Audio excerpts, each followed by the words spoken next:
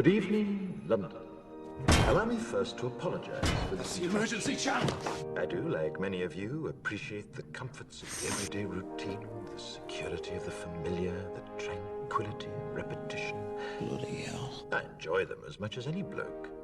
But in the spirit of commemoration, Who's that, Mum? whereby those important events of the past, usually associated with someone's death or the end of some awful bloody struggle, are celebrated with a nice holiday, I thought we could mark this November the 5th, a day that is sadly no longer remembered, by taking some time out of our daily lives to sit down and have a little chat.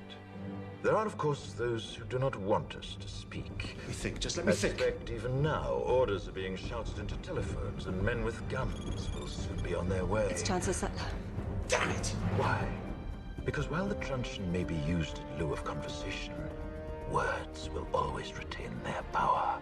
Words offer the means to meaning, and for those who will listen, the enunciation of truth.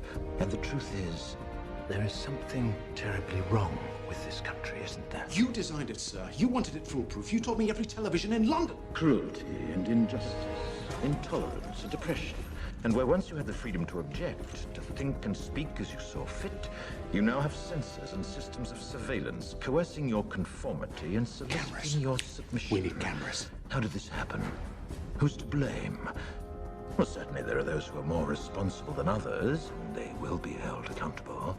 But again, truth be told, if you're looking for the guilty, you need only look into a mirror. I know why you did it. I know you were afraid. Who wouldn't be? War, terror, disease. There were a myriad of problems which conspired to corrupt your reason and rob you of your common sense.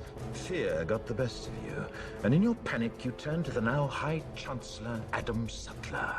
He promised you order, he promised you peace, and all he demanded in return was your silent, obedient consent. Inspector, you're almost through. Last night, I sought to end that silence. Last night, I destroyed the Old Bailey to remind this country of what it has forgotten. More than 400 years ago, a great citizen wished to embed the 5th of November forever in our memory. His hope was to remind the world that fairness, justice, and freedom are more than words. They are perspectives. So if you've seen nothing, if the crimes of this government remain unknown to you, then I would suggest that you allow the 5th of November to pass unmarked. But if you see what I see, if you feel as I feel, and if you would seek as I seek, then I ask you to stand beside me 1 year from tonight, outside the gates of Parliament. And together we shall give them a 5th of November that shall never, ever be forgotten.